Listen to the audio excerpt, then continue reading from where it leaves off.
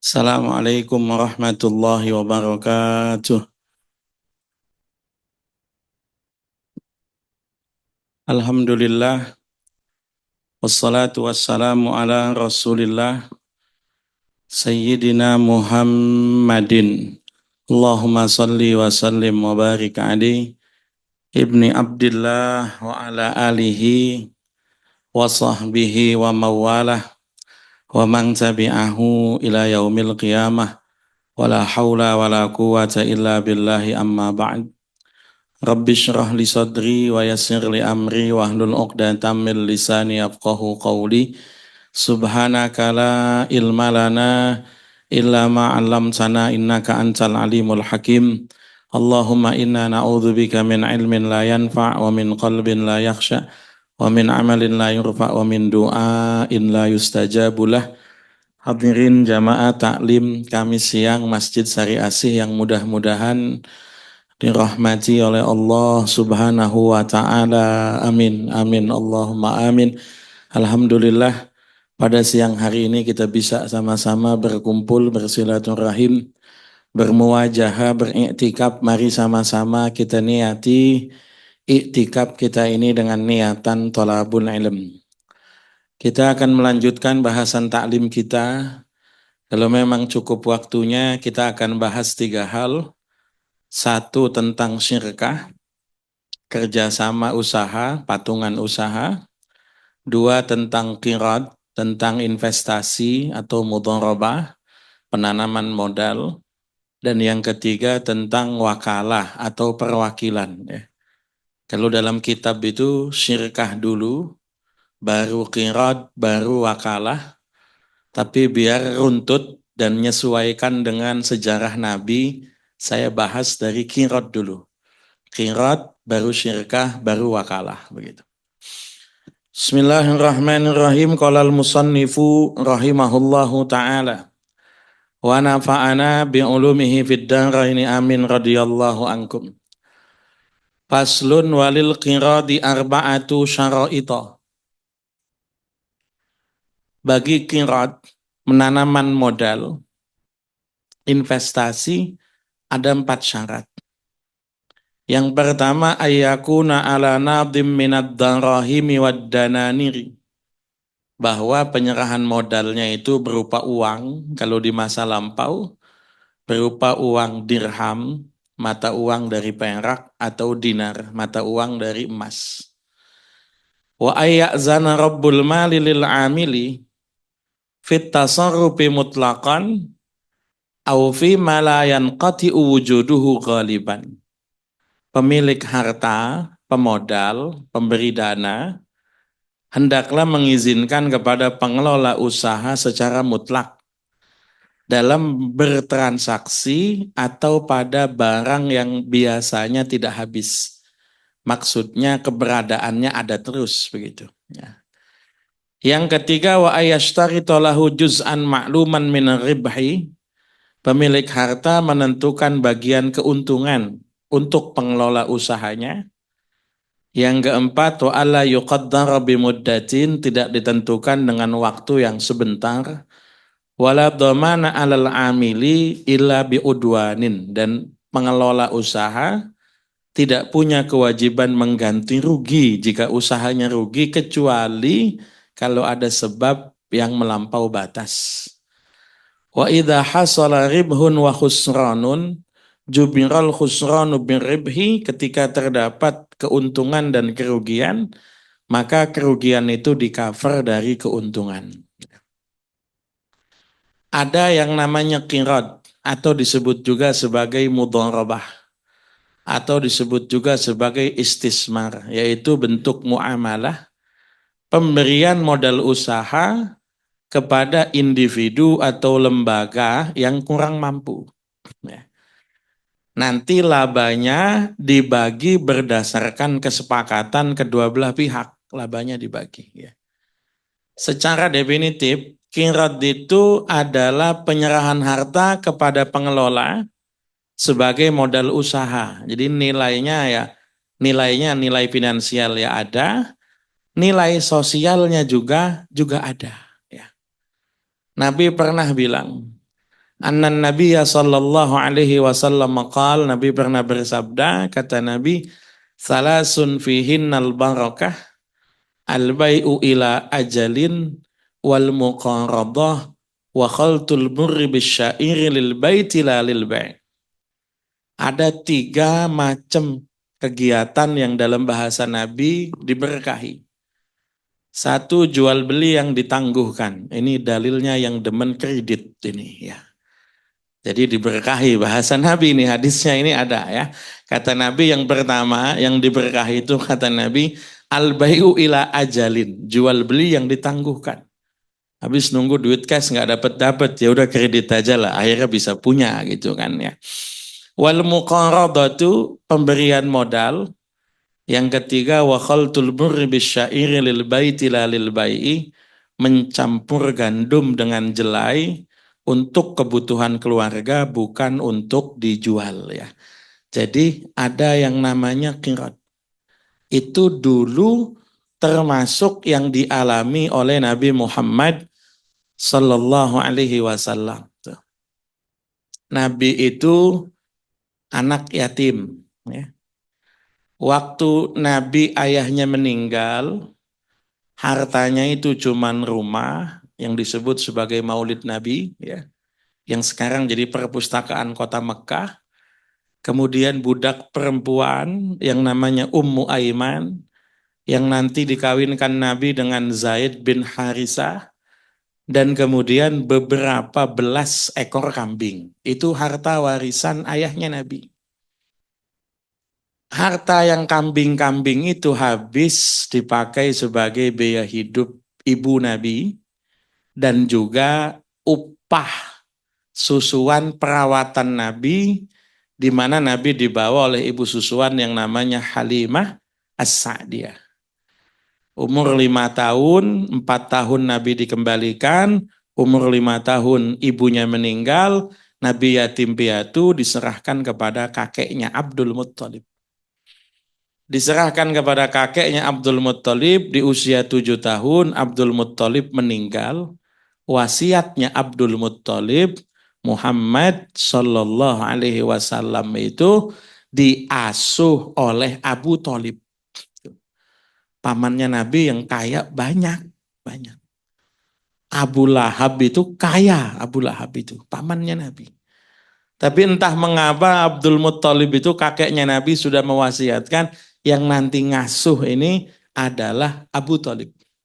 Sebagian orang menafsiri karena memang Abu Thalib dengan Abdullah itu dekat sekali, rapat sekali hubungannya. Yang kedua, bahwa Abu Thalib itu punya anak yang usianya sebaya dengan Nabi, yang namanya Ja'far. Kakaknya Ali bin Abi Thalib itu namanya Ja'far. Jadi Abu Thalib punya 4 orang anak laki-laki.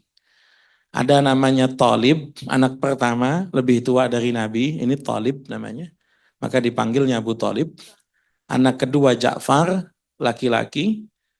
Anak ketiga, itu laki-laki, namanya Aqil. Anak keempat perempuan, namanya Ummu Hani, yang sempat akan dilamar oleh Nabi sebetulnya Ummu Hani itu ya. Ummu Hani, lalu kemudian anak bungsunya Ali bin Abi Thalib. Ali itu bungsu.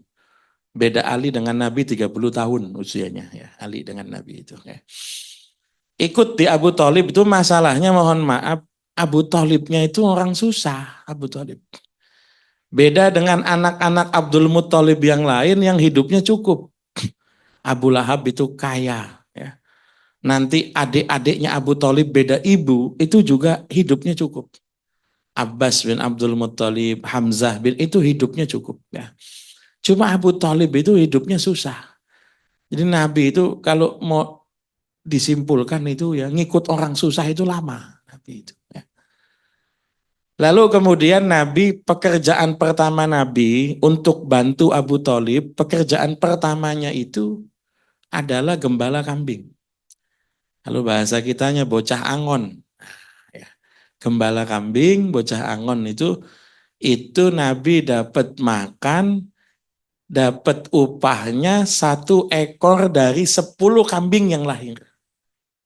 Misalnya tahun depan ada 10 ekor anak kambing, Nabi dapat 1. Kalau 20 ekor Nabi dapat 2. Kalau nggak sampai 10, Nabi nggak dapat apa-apa. Tuh ya dapat.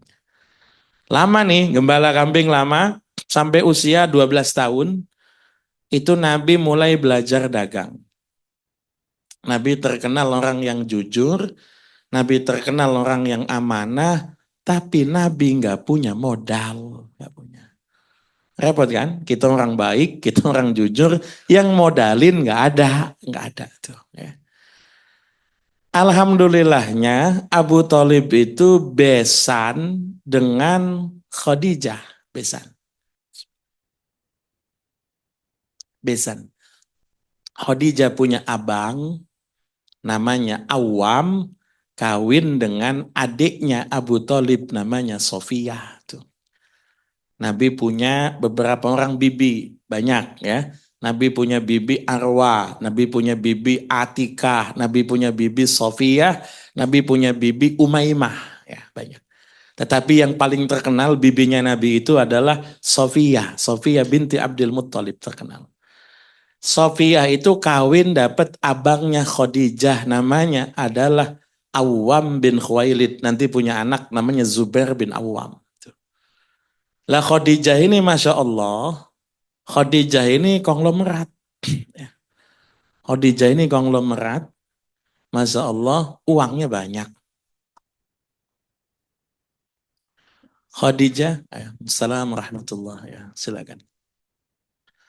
Khadijah itu sebelumnya sudah sempat menikah 2 kali. Menikah. Khadijah itu menikah pertama dengan apa namanya orang kaya juga, namanya adalah Aiz bin Atiq Al-Mahzumi. Ya, punya anak kalau nggak salah 2. Lalu kemudian punya anak 1 namanya Hindun. Ya. Lalu kemudian Khadijah menikah lagi dengan yang namanya Abu Halah, punya anak 2, Hindun dan Abu Halah. Ini Nabi punya anak tiri 3. Ya. Nah, Khadijah itu kebetulan sedang nyari orang buat modal usaha, jadi punya uang lebih dan pengen modalin usaha, cuma mikir modalin usaha buat siapa. Karena besan, Khadijah itu tahu keadaannya Nabi. Orangnya baik, orangnya amanah, orangnya jujur, orangnya cekatan, orangnya ulet. Cuma masalahnya nggak punya duit, dimodali. Modalnya itu, waktu itu dimodali itu, kalau tidak salah, 100, kalau dihitung ontak itu 100 ontak. 1 ontak itu 10 dinar. Karena kalau kambing 1 dinar. Ya. Kambing itu 5 juta, berarti kalau onta itu anggaplah onta cakep 50 juta, kali 100, 5 miliar. Berarti 5 miliar. Ya. Dikasihnya 1000 dinar, 5 miliar. Nabi. Ini waktu itu yang Nabi dagang ke Syam, dimodali 5 miliar, balik 15 miliar. Baliknya. Kalau dihitung ya, dimodali 5 miliar, balik 15 miliar. Ini namanya qirad. Aisyah pemilik modal, Nabi pengelola usaha. Kira-kira mohon maaf, ada orang yatim piatu nggak punya duit, minta modal, ibu bapak punya duit, berani nggak kasih 5 miliar kira-kira? Berani nggak kira-kira kasih 5 miliar itu? Kira-kira dong kalau minta modal ya mungkin ya 5 juta lah orang kasih, 10 juta orang kasih. Awal-awal modal itu dikasih 5 miliar dan ketika Nabi ditanya nggak tanggung-tanggung. 5 miliar ini mau dipakai kemana? Mau dipakai ke Syam, kata Nabi. Syam itu perjalanan 1 bulan naik onta. Kita kasih modal 5 miliar, tempat usahanya jauh, kira-kira percaya apa enggak nih? Nah, hebatnya Khadijah itu percaya. Maka mungkin sejarah akan berubah itu. Kalau waktu itu enggak dikasih modal, mungkin akan berubah. Dikasih modal itu ya. Yang kalau dihitung itu 100 onta nilainya ya. Nah, onta itu anggap 10 dinar, berarti kalau kali 100 kan 1000, 5 miliar. Tapi Nabi ngebalikin lagi, jadi modal 5 miliar, untungnya 10 miliar, baliknya 15 miliar. Jadi 10 miliar buat Khadijah, 5 miliar buat Nabi. Tuh, jadi yang 5 miliar keuntungan, 5 miliar awal itu modal. Cuma masalahnya Nabi nggak bisa baca tulis, nggak bisa. Tuh. Kalau keuangan aman, orangnya amanah, tapi Nabi nggak bisa baca tulis. Yang nanti nyatet segala macam itu kan repot, makanya Khadijah kemudian kasih temen Nabi namanya Maisaroh tuh ya. Jangan ibu-ibu punya anggapan Maisaroh itu perempuan begitu, bukan ya. Maisaroh itu laki-laki, oke ya. Ya, Maisaroh itu ya di Arab itu kadang-kadang begitu. Ya. Mohon maaf, kalau ada nama Salamah, Salamah itu nama laki apa perempuan? Di Arab nama laki, Salamah itu. Salamah itu laki. Kalau perempuan, Ummu Salamah. Ada ummunya baru perempuan tuh. Sahabat Nabi itu ada namanya Salamah. Salamah bin Al-Aqwa. Itu Salamah itu ya. Oke, rukunnya Qirat. Ada pemilik modal. Kalau dalam kasus Nabi tadi berarti Sayyidah Khadijah. Ada pengelola usaha. Dalam kasusnya Nabi berarti adalah Nabi Muhammad Sallallahu Alaihi Wasallam. Tersedia modal berupa uang. Nah di masa Nabi tadi itu 1.000 dinar. Ya. Yang kalau kita rupiahkan 5 miliar. Adanya kesepakatan bersama jenis usaha apa yang akan dijalankan. Disepakati jenisnya adalah dagang. Nabi ngambil barang-barang yang dijual orang Yaman di Mekah, dibawa ke Syam. Ya. Nanti pulangnya Nabi ngambil barang-barang Syam, dijual ke Mekah buat orang Yaman. Orang Quraisy itu punya 2 kali perjalanan dagang yang disebut sebagai rihlatas syita'i wassai. Perjalanan dagang musim panas, perjalanan dagang musim dingin. Ya. Adanya ketentuan pembagian keuntungan. Nih kita usaha nih, kamu saya modalin, kalau nanti untung bagaimana? Tuh, ya. Nanti kalau terjadi keuntungan, ada kesepakatan pembagian keuntungan. Misalnya keuntungan bagi 2, 50%, 50%. Atau misalnya keuntungan bagi 3, 30 buat pemodal, 30 buat buat pengelola usaha, nanti 40 buat jaga-jaga, 40 buat nambah modal, atau kalau sewaktu-waktu terjadi kerugian, di cover dari yang 40% itu kerugiannya ya. Ada ijab qabul, ada kesepakatan. Ya. Nanti ada syaratnya nih, ya. Sudah dewasa, berakal sehat. Nggak bisa kalau salah satunya anak kecil, nggak bisa. Anak kecil duitnya banyak, dia mau invest, nggak boleh. Kecuali kalau yang invest itu adalah walinya, bisa. Ya, anak kecil, misalnya anak yatim, duitnya banyak, pengen beli saham, nggak boleh. Yang bisa beli ya kastodiannya, yang bisa beli itu pengampunya, yang bisa beli itu walinya. Ya. Modalnya harus berupa uang. Ya. Atau nanti sebagian fikih boleh modalnya berupa barang, nggak apa-apa. Ini saya punya barang jualin nih, kalau laku kamu saya kasih sekian, nah, itu juga bisa. Tapi yang paling umum modalnya berupa uang. Jangan modalnya cuma, yuk kita bikin usaha yuk ya, saya kasih modal. Modalnya apa? Modalnya nama baik saya. Enggak bisa itu. Ya, enggak bisa. Ya. Nah. Total jumlah modal diketahui pemilik dan pengelola supaya jelas itu ya. Keluarin modalnya berapa ya. Yang paling penting pengelola modal itu diberi kebebasan menjalankan jenis perdagangannya apa. Mau dagang apa nih? Oh, terserah. Saya mau dagang pisang tanduk, silakan. Saya pengennya es teh Solo, silakan. Saya pengen bukanya cucian mobil, ya monggo, silakan. Jangan dibatasi sesuatu yang kira-kira malah tidak menguntungkan. Tuh. Misalnya apa? Ya misalnya carilah yang jarang dicari sama orang itu.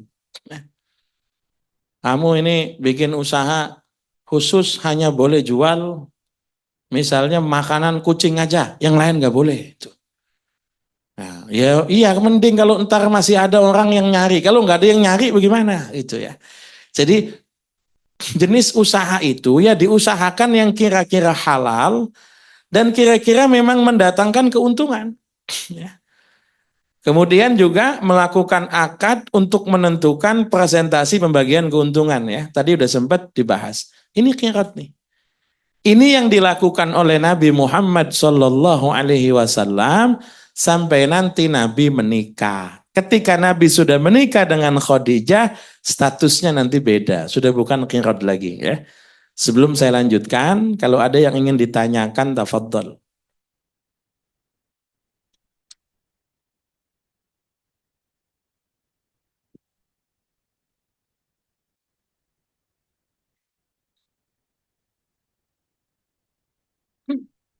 Ada yang ingin ditanyakan?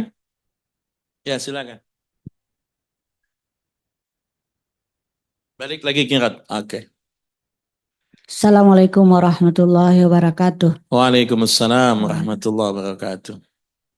Mau tanya Pak Ustadz ya Ya, tentang pembagian keuntungan ya Pak oke Ustadz. baik. Tadi ditentukan keuntungan kalau yang punya modal ya, yang punya modal itu uangnya semua gitu Pak Ustadz. Diberikan kepada yang butuh. Apa kita menerima peraturan dari yang minjam itu Pak Ustadz, apa kita sendiri boleh misalnya contohnya gitu Pak Ustadz, kita dapat 10% atau 15% dari eh, hasil itu Pak Ustadz. Oke. Jadi enggak kita yang menentukan dari yang usaha gitu, Oke. karena dia usahanya itu jalan Pak Ustadz. Oke, Terima baik. kasih. Assalamualaikum warahmatullahi wabarakatuh. Assalamualaikum warahmatullahi wabarakatuh. Akadnya hutang piutang apa nanam modal? Beda. Akadnya nanam modal misalnya. Kalau nanam modal itu ya ada dua macam. Ada modelnya modal dari kita utuh, itu namanya qirat. Modal dari kita utuh. Saya punya modal, saya suruh orang ngelola. Itu namanya qirat. Ada usaha orang sudah jalan, kita kemudian investasi di situ, namanya modalnya bukan utuh dari kita. Kalau itu nanti masuk yang kedua, namanya syirkah. Kalau syirkah itu kerjasama usaha, orang sudah punya usaha, kita nanam modal di situ. Ya, kalau investasi yang kirot ini itu hanya ada pemilik modal dan pengelola, jadi modal murni dari kita. Penentuan berapa prosentasenya itu bisa dilakukan kesepakatan. Misalnya yang jalanin usaha, kalau kasusnya ibu berarti usaha sudah ada ya, sudah ada. Itu nanti masuknya di syirkah misalnya. Kemudian dikasih keuntungan 10%, silakan. Keuntungan 40% silakan. Cuma nanti yang tidak boleh itu, 10% itu bukan dihitung dari nilai uang yang kita keluarkan, tapi 10% itu dihitung dari keuntungan.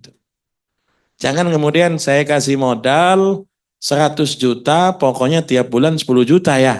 Kalau ini bukan tuh. Kalau itu berarti prosentase dihitung dari modal, bukan. Prosentasenya dihitung dari keuntungan. Ya misalnya 10%, tahun ini misalnya bulan ini anggap misalnya untungnya 50 juta, ya 10%-nya 5 juta. Bulan depan untungnya 75 juta, ya berarti 10%-nya 7 juta setengah. Dia bisa naik, bisa turun. Yang paling penting adalah kejujuran masing-masing begitu ya. Jadi masuknya nanti bukan di qirat, masuknya di syirkah begitu ya. Mudah-mudahan bisa dipahami ya. Ada pertanyaan yang lain? Silakan Pak Haji. Ya, mikrofonnya. Waalaikumsalam warahmatullahi wabarakatuh.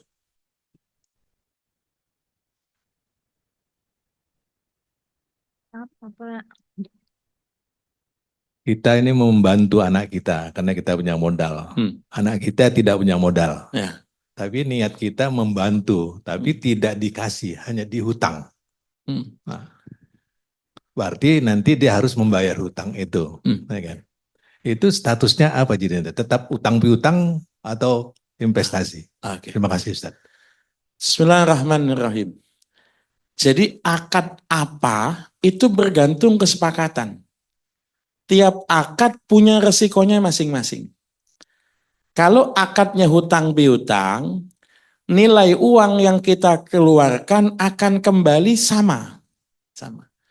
Jadi kalau kita keluarkan 100 juta, kembalinya juga akan senilai 100 juta yang kita. Jadi nggak mesti 100, bisa jadi dia balikinnya lama ya, yang kita hitung nilai waktu dipinjamkan itu ya.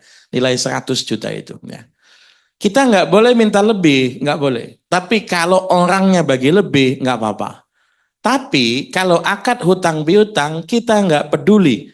Usahanya mau untung, usahanya mau rugi, yang penting nilai hutangnya adalah nilai 100 juta. Itu. Kalau investasi, itu nanti beda.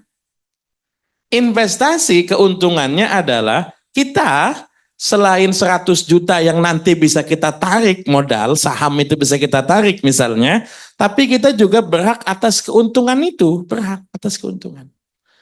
Cuman resikonya, kalau kerugian, yang namanya siap untung berarti siap rugi, sama. Jadi ya masing-masing punya resiko masing-masing. Resikonya hutang itu adalah nggak dapat apa-apa, ya modal doang. Udah, itu resikonya hutang tuh. Nggak boleh minta lebih. Resikonya investasi, ya modal bisa hilang, bisa namanya orang usaha begitu. Jadi jangan nanti akadnya digabung hutang plus investasi itu.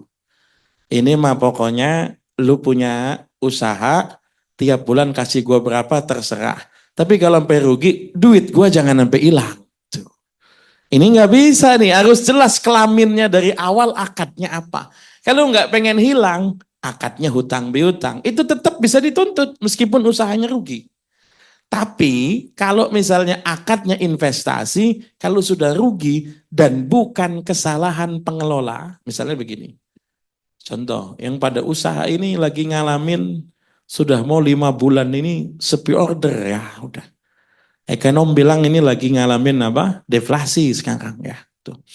Banyak pabrik-pabrik itu yang kemudian udah nggak ada order, udah nggak ada closing, nggak ada penjualan. Lalu kita kemudian punya nanam modal di satu usaha yang keadaan ekonomi memang lagi deflasi misalnya. Usaha sampai rugi, ya pengelola modal nggak bisa disalahkan. Ya memang bukan pengen saya, ya kita pengennya untung. Tuh. Tapi kalau hutang piutang, kita nggak mau tahu usahanya rugi kayak.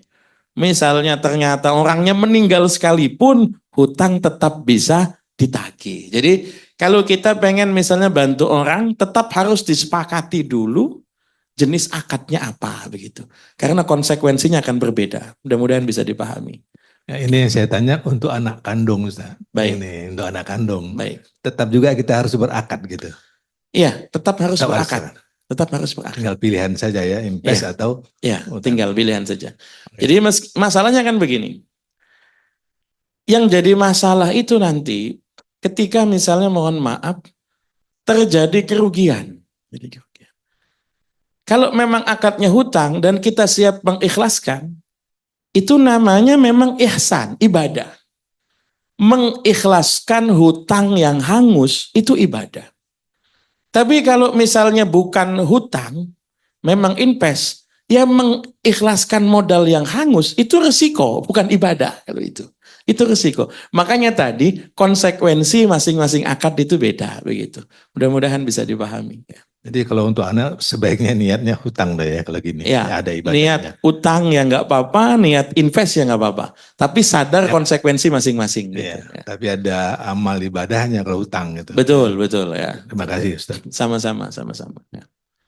Ada pertanyaan yang lain? Oke. Kalau tidak ada saya lanjutkan. Sekarang kita masuk ke syirkah.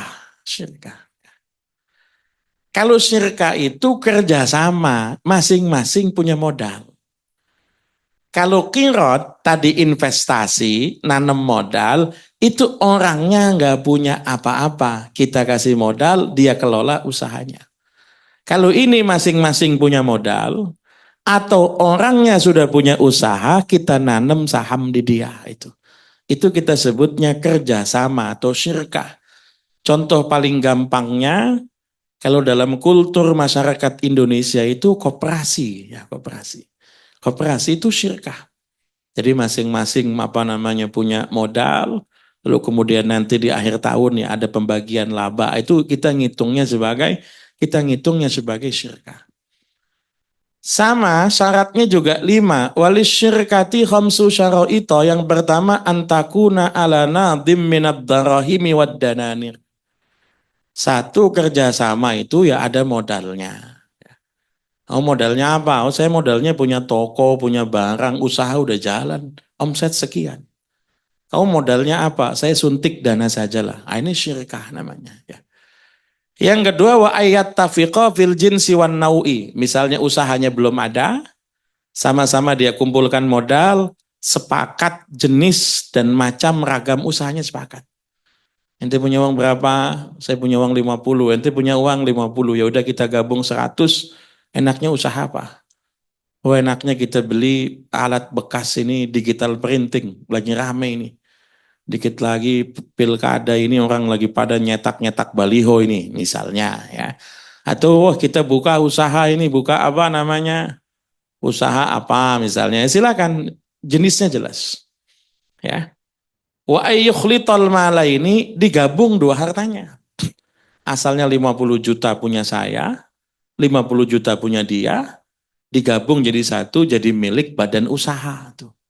Namanya apa? CV apa misalnya. Berarti uang itu sudah bukan milik saya, uangnya sudah bukan punya dia, uangnya milik CV, begitu kan ya. Wa ayyadzana kullu wahidin minhuma li sahibihi fit tasarrufi, saling mengizinkan satu sama lain. Bagi tugas lah. Anda tugasnya apa, saya tugasnya apa, situ domainnya apa, saya wewenangnya apa, biar jelas ya. Nanti juga sama wa ayyakuna ribhu wal khusranu ala qadril malaini. Untung rugi itu sesuai rasio hartanya. Misalnya saya naruh modal misalnya 60 juta. Dia 40 juta, kerjaannya sama. Ya nanti keuntungannya saya 60, dia 40. Bisa ya. Atau sebaliknya, saya 75, 25, tapi kerjanya dia kerja, saya nggak kerja, saya ngawasin doang misalnya. Ya nanti keuntungannya disepakati saya 60, dia 40, silahkan nggak apa-apa. Yang penting ada kesepakatan. Ya. Nah, ini yang dilakukan oleh Nabi Muhammad SAW ketika Nabi sudah menikah dengan Sayyidah Khadijah. Awalnya Sayyidah Khadijah pemodal. Punya duit, Nabi nggak punya duit, Nabi ngelola usahanya Sayyidah Khadijah. Tapi lama-lama Nabi punya uang juga, uangnya Nabi ya tetap banyakkan uangnya Khadijah, tapi kemudian uangnya Nabi dengan uangnya Khadijah digabung, Nabi mitra bisnisnya Sayyidah Khadijah. Dan Nabi bilangnya bagaimana? Ada hadis namanya hadis Qudsi. Hadis Qudsi itu redaksinya berasal dari Nabi, tapi maknanya berasal dari Allah. Maka disebutnya Innallaha ta'ala yaqul.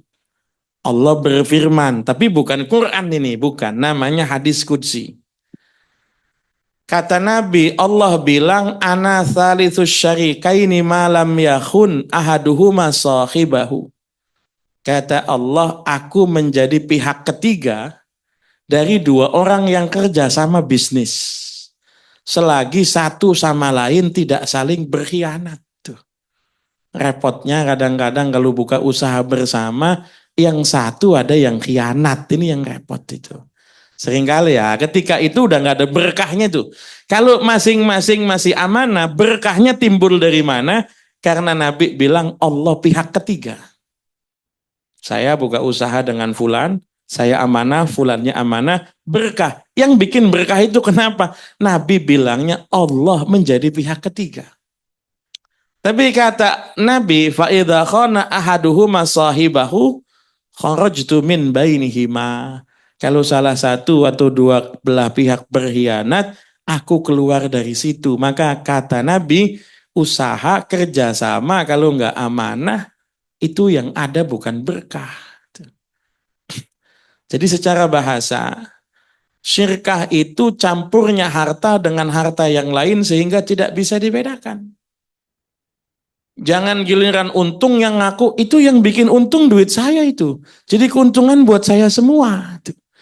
Giliran rugi dia ngomong, itu yang bikin rugi uang kamu itu. Jadi uang saya jangan dibawa-bawa. Enggak, syirkah itu harta digabung yang tidak bisa dibedakan lagi. Bukan harta saya, bukan harta dia, tapi harta badan usahanya. Itu ya. Pihak yang saling berserikat, saling mengizinkan yang lain, masing-masing anggota adalah wakil dari yang lain, hartanya dicampur, nggak ada identitasnya. Syirkah ini macam-macam. Ada namanya syarikatul abdan. Ya. Syirkah yang sifatnya fisik, syirkatul abdan. Jadi modalnya fisik.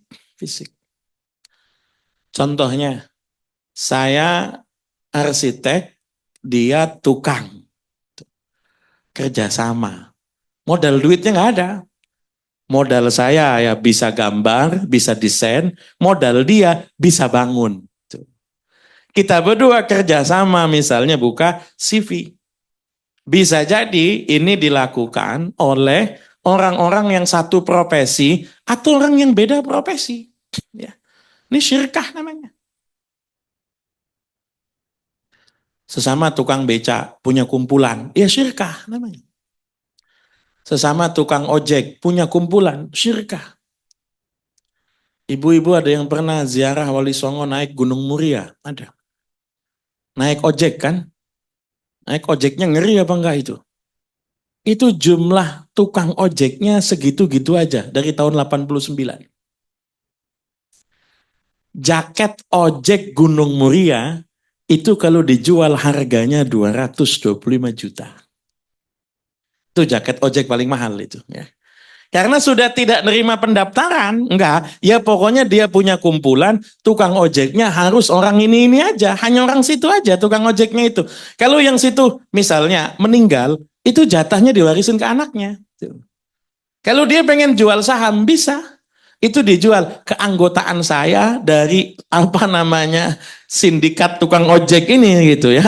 Keanggotaan saya dari kumpulan tukang ojek ini saya jual. Itu lakunya 225 juta itu lakunya. Ya karena kan sehari semalam bis ada berapa rombongan yang nganter dia. Ya murah sih, naik 20.000 turun 20.000 kan segitu. Ya nggak jauh naiknya, cuma ya begitu medannya luar biasa itu ya. Itu sudah tidak, jadi kalau baru ada orang mau daftar, jadi tukang ojek di sono, nggak bisa itu, nggak bisa. Itu namanya syirkah apa? Namanya syirkatul abdan namanya ya.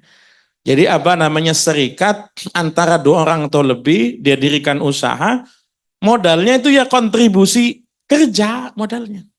Ya contohnya kayak tadi, arsitek kerjasama sama tukang kayu. Contoh paling gampang zaman sekarang itu kerjasama usaha. Misalnya antara aplikator dengan mitra. Gojek. Ya, zaman dulu kan awal-awal bikin Gojek itu, yang dia punya ya bukan duit. Yang dia punya ya tadi jasa, aplikasi. Bikin aplikasi, jasa segala macam. Yang tukang ojek juga sebagai mitra, ya bukan duit, bukan setor modal masing-masing, tidak. Ya modalnya dia punya motor dan mau ngojek begitu. Disatukanlah dalam satu apa namanya, satu payung namanya Gojek. Ya tinggal dikiaskan sendiri. Ya Gojek, ya Grab, ya Shopee, ya apa Maxim ya wa ala ali wasobi ajmain lah, udah banyak yang kayak begitu itu ya kira-kira sama ya. Itu namanya syirkatul abdan. Tuh. Ada nanti namanya syirkatul mufawadah. Ini syirkahnya kerjasama usaha pemilik barang pada penjual minta tolong jualin. Ya. Ini nanti bisa masuk dalam wakalah kalau sifatnya memang besar. Kalau sifatnya nggak besar, maka sifatnya namanya syirkah kerjasama. Saya titip kue ya di warungnya situ. Nanti pokoknya dihitung habisnya berapa, itu dapat untung berapa. Tuh, jadi keuntungannya saya ngambil berapa, situ ngambil berapa. Ini namanya syirkatul mufawadah. Tuh, ya. Mufawadah itu apa namanya penyerahan. Nah, jadi yang punya modal mah satu orang, yang punya kue ini. Yang satu mah nggak punya apa-apa, ya punya lokasi aja begitu. Lalu kemudian apa? Lokasinya itu dipakai buat jual. Saya kebetulan punya warung, saya kebetulan punya kafe, dia naruh. Biasanya kalau zaman sekarang itu tukang otak-otak gitu. Nah, di rumah makan tuh banyak itu. Otak-otak, gorengan, tahu. Itu bukan produknya rumah makan, bukan. Cuman dia ya kerjasama tuh nanti dari apa? Dari otak-otak itu yang dihitung itu berapa sama tuh. Jadi orang lain kadang-kadang yang jual itu. Itu namanya bukan syirkatul abdan, tapi namanya apa? Syirkatul mufawadah. Ada namanya syirkatul wujuh. Ya. Syirkatul wujuh ini kalau dalam bahasa sekarang itu ya, itu komisi. Saya misalnya, saya usaha berdua, nanam modal sama-sama, lalu kemudian jual secara terpisah. Siapa yang bisa menjual paling banyak, ya komisinya paling banyak. Tuh, komisinya paling banyak. Ya, kalau zaman sekarang apa? Sales itu ya. Sales itu masuknya adalah syirkatul wujuh. Sebagian orang juga, nyebut syirkatul wujuh itu kaitan dengan reputasi. Jadi begini, ada model orang yang endorse barang itu, hitung-hitungannya adalah ijarah, upah mengupah. Tuh. Ibu punya barang, ngiklan di TV mahal, ngiklan sama selebgram. Ya. Ngiklan sama influencer misalnya. Tolong dong iklanin apa namanya produk saya. Sekarang mana lebih mahal iklan sama influencer itu ya. Nah, misalnya akadnya apa? Akadnya nanti 5 menit bentuk video. Saya pakai produk kamu misalnya. Akan tayang selama sekian. Itu nanti itu akadnya ijarah berarti. Akadnya sewa menyewa atau upah mengupah. Tapi ada modal orang endorse itu bukan ijarah tapi kerjasama. Misalnya contohnya ya, Pak Ustadz ini fotonya seikut saya pakai ya. Buat apa? Saya pakai buat travel saya misalnya. Nanti pokoknya Pak Ustadz dapat bagian sekian. Itu namanya syirkatul wujuh itu. Jadi saya tidak kontribusi apa-apa di travel situ. Saya nggak kontribusi apa namanya modal, nggak apa. Cuman disebut nama pembimbing siapa. Begitu doang tuh ya. Tapi kemudian saya dapat keuntungan dari situ. Misalnya, itu masuk dalam syirkatul wujuh. Banyak zaman sekarang begitu. Lalu kita tanya, antum ikut di travel anu? Enggak sih. Cuman ya begitu nama saya didompleng aja. Tapi dapat dikasih. Ya dikasih. Itu namanya syirkatul wujuh juga namanya ya. Jadi kerjasama. Yang satu bukan modalnya itu usaha. Bukan modalnya itu harta. Tapi modal nama baiknya. Modal reputasinya yang dipakai itu ya. Kayak banyak sekarang itu orang punya usaha. Artis anu ditaruh di fotonya apa segala macam. Dengan seizinnya. Dan kemudian ngasih komisi, itu kita sebut sebagai syirkatul wujuh. Ini yang dimaksud dalam fikih, yang paling umum adalah yang namanya syirkatul inan. Syirkatul inan itu kerjasama 2 orang atau lebih, yang masing-masing memberikan modal uang. Tadi disebut dalam takrib, disebut dalam fikihnya ini. Ya. Jadi ini juga kontribusi yang paling pasti itu uang. Saya punya uang tadi 50 juta, dia punya uang 50 juta, sepakatan mau bikin usaha apa, untung rugi, kemudian apa namanya dibagi bareng. Ini syirkah yang model kayak koperasi, syirkah yang model kerjasama usaha, syirkah yang model patsungan usaha, itu disebutnya kalau dalam fikih adalah syirkatul inan ya. Ini yang dilakukan oleh Nabi Muhammad Sallallahu Alaihi Wasallam kepada Sayyidah Khadijah sesudah Nabi menikah. Itu kerjasamanya modalnya Nabi dengan modal Khadijah itu digabung begitu. Oke, sebelum saya lanjutkan, kalau ada yang mau ditanyakan silakan. Ya, silakan Pak Haji. Assalamualaikum warahmatullahi wabarakatuh. Waalaikumsalam warahmatullahi wabarakatuh. Kalau kita punya modal dan kita bekerja sama dengan orang yang ahlinya, misalnya pengelola restoran. Dia ini udah pengalaman ahli, dan kita ini tidak ahli apa-apa, dan kita serahkan modal kita sama dia yang ngelola, semua dia yang ngelola. Itu termasuk syirkah itu. Ya, baik. Itu tadi yang ditanyakan sama Bu Haji, mirip seperti itu. Itu masuk syirkah. Syirkahnya syirkah yang mana? Syirkatul inan. Orang punya restoran berarti kan dia punya modal. Waktu bangun restoran ya udah keluar uang, udah segala macam. Syirkatul, kita punya uang lebih, kita kemudian invest di restoran ini, dikelola sama dia. Bukan itu maksudnya. Bukan itu. Kita punya modal. Iya. Dia tuh ahli. Iya. Tolonglah bikinkan restoran saya kelola gitu. Jadi baru. Ah. Nah, jadi bukan modal kita. Kita mengharapkan jasa dia, keahlian dia. Nah, bukan Okay, jadi baik, dia baik. Karena dia sifatnya karena teman, membantu baik. kita gitu. Tolongkan lain modal saya jadikan restoran. Ya kita ada resiko tentu, kalau rugi ya kita yang rugi sendiri. Itu tidak masuk syirkah itu ya Mas. Kalau kasusnya begitu, kita minta tolong dia untuk kelola restoran kita. Karena kita anggap dia orang yang punya pengalaman di bidang itu. Nanti tergantung dua hal. Satu, dia dapat imbalan gaji bulanan tetap atau tidak.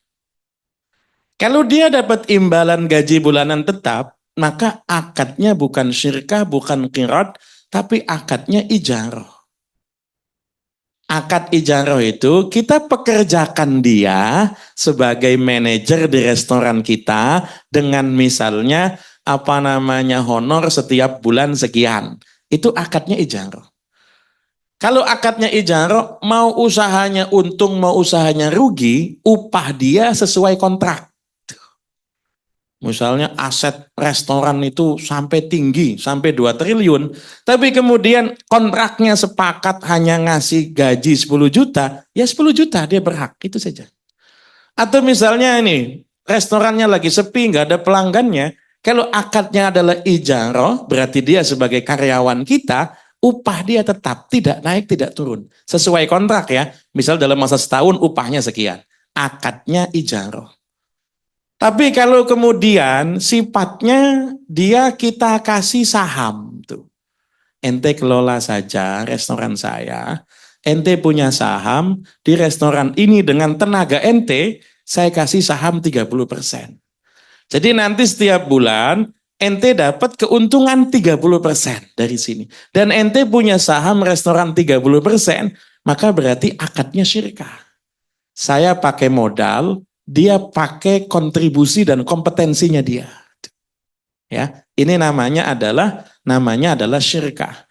Tapi kalau akadnya kita nggak ngasih saham sama sekali.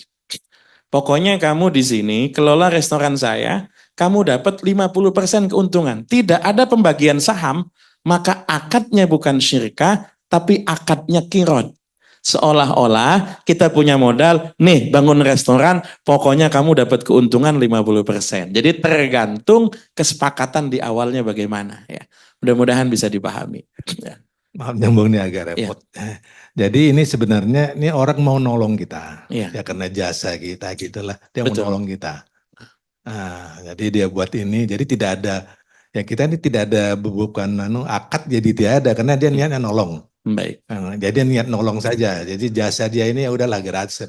Yang penting kita itu ya punya usaha jadi itu gitu. Karena dia ya karena hubungan baik gitu. Baik. Kalau ini kemana caranya atau akadnya? Tidak bisa kalau akad itu nggak ada. Dia bisa sifatnya nolong. Kalau nolong itu namanya tatawu. Kalau kita bahasakan ya volunteer, relawan saja, relawan. Cuman kan orang mungkin di awal nolong, tapi di tengah jalan itu bisa berubah niat, bisa tuh. Fikih itu tujuannya di situ, biar jelas dari awal. Jadi yang enak ini, ente saya kasih saham, apa saya kasih keuntungan bulanan, apa saya gaji bulanan. Gitu saja, biar enak gitu. Biar jelas, apakah akadnya sebagai karyawan, apakah sebagai mitra, atau sebagai pengelola usaha. Kalau karyawan berarti ijarah. Kalau mitra berarti syirkah. Kalau pengelola usaha berarti qirat begitu ya. Mudah-mudahan bisa dipahami. Ya. Terima kasih Ustaz. Ya sama-sama ya. Ada pertanyaan yang lain silakan. Ya, silakan.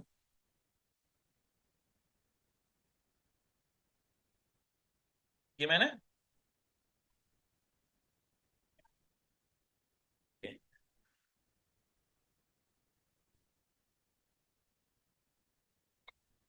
Oke, baik. Bismillahirrahmanirrahim. Itu nanti tergantung kontrakan. Orang itu bekerja, dia digaji, ada kontrak kerjanya. Ada kontrak kerjanya. Misalnya sebulan digaji sekian. Kalau misalnya overtime lembur dapat sekian. Kalau misalnya dia hari raya dapat, misalnya kalau sudah kerja sekian tahun dapat THR. Terus dapat, sejak awal itu kalau orang ijarah itu akadnya harus jelas. Kerjaannya apa, yang didapat apa, harus jelas. Kalau misalnya dalam kontrak itu misalnya ada bunyi, jika sewaktu-waktu perusahaan rugi, maka perusahaan berhak tidak membayar, dan taken di situ berarti dari awal sudah ikhlas itu ya. Tapi kalau klausul itu tidak ada, kalau klausul itu tidak ada, meskipun dia bangkrut dia apa, hak-hak pegawai tetap harus dibayar, tetap harus. Makanya fungsinya ada undang-undang cipta kerja itu di situ kan, ada undang-undangnya ada. Jadi perusahaannya yang bangkrut tapi asetnya kan ada. Asetnya bisa diakuisisi, dijual segala macam, dan banyak itu. Banyak perusahaan yang belum bangkrut tapi masih nunggak gaji karyawan itu banyak. Yaitu patokannya kalau ijarah dia tetap akan dapat sesuai dengan kontrak kerjanya. Kalau dalam hadis itu disebutnya begini. Bukan hadis, kaidah. Disebutnya begini. Al-aqdu syariatul muta'aqidain. Kalau urusan bisnis, kitab sucinya itu kontrak kerja. Jadi kita nggak bisa pakai hadis, kita nggak bisa pakai Quran, kita pakai kontrak kerja, perjanjiannya bagaimana. Jadi kalau ada janji misalnya nggak digaji kalau rugi, ya sudah. Tapi kalau nggak ada janji, dia tetap berhak minta haknya itu ya. Mudah-mudahan bisa dipahami. Ya silakan. Assalamualaikum. Assalamualaikum warahmatullahi wabarakatuh. Baik, Pak Kiai, saya mau nanya soal sirkah. Sirkah itu tadi adalah kerjasama usaha yang campuran harta satu dengan yang lain. Misalkan ada si A dan si B masing-masing memberikan modal seperti tadi Kiai bilang, satu orang 50 juta, berarti kalau A dan B 100 juta. Seiring berjalannya usaha, yang pegang misalkan si A. Jadi si B itu menitipkan modal pada si A. Jadi mereka berdua kerjasama dengan modal berdua 100 juta. Seiring berjalannya waktu, si A bilang ke si B, ini untungnya 20 juta. Padahal dia udah safety sebelumnya di luar 20 juta. Jadi yang 20 juta nanti kan dibagi dua, untung tadi 10 juta, 10 juta. Tapi si A ini udah mengambil duluan di luar 20 juta. Nah itu bisnisnya berkah untuk yang si A, si B, atau ya udahlah biarin dia yang kelola gitu. Itu gimana Pak Kiai? Terima kasih. Assalamualaikum. Assalamualaikum warahmatullahi wabarakatuh.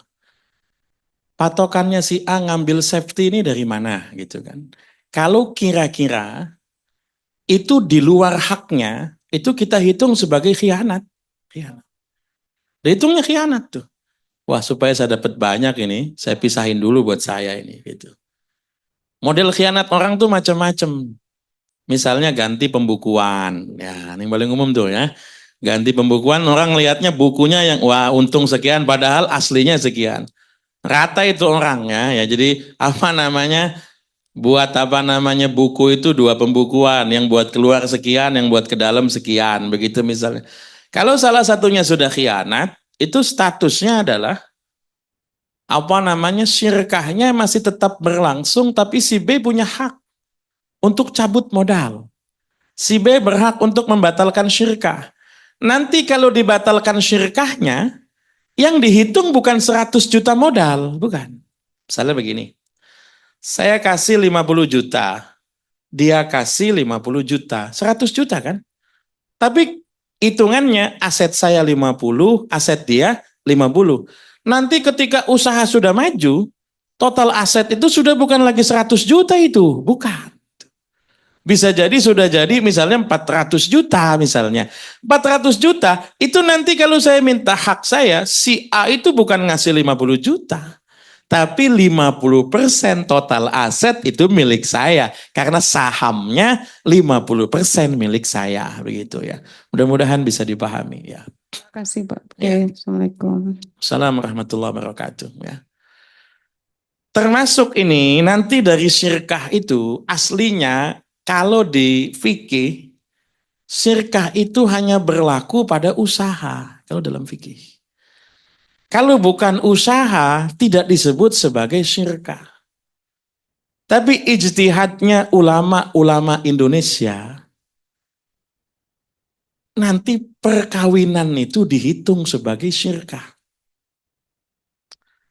Kawin itu, suami istri itu dihitung sebagai mitra usaha.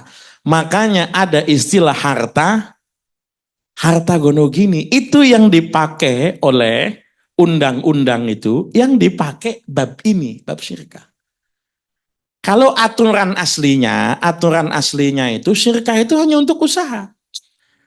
Cuma ulama Indonesia nganggap istri itu syarikatul hayah. Istri itu adalah mitra dalam membina rumah tangga. Apalagi mohon maaf, ibu rumah tangga itu jam kerjanya nggak jelas. Nggak jelas tuh. Ibu rumah tangga itu jam kerjanya nggak jelas tuh.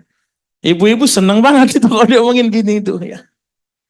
Ibu-ibu rumah tangga itu kalau orang dia kerja pada satu perusahaan, pada satu lembaga, jam kerjanya jelas, upahnya jelas. Kalau di luar kerja, namanya lembur. Itu dihitung, gitu kan. Misalnya pulangnya jam 5. Tapi karena kemudian ada kerjaan belum beres, lemburan, pulang jam 8, itu dihitung. Dan ada yang namanya cuti. Karyawan itu punya cuti sekian. Mohon maaf. Ibu-ibu kalau cuti nggak ngelayani suami, ngizini nggak suaminya? Bu, kok nggak masak? Ya saya cuti dulu nih, setahun nggak cuti gitu kan? Ya. Ini gini ya, saya kasih tahu ya. Kalau dulu Nabi,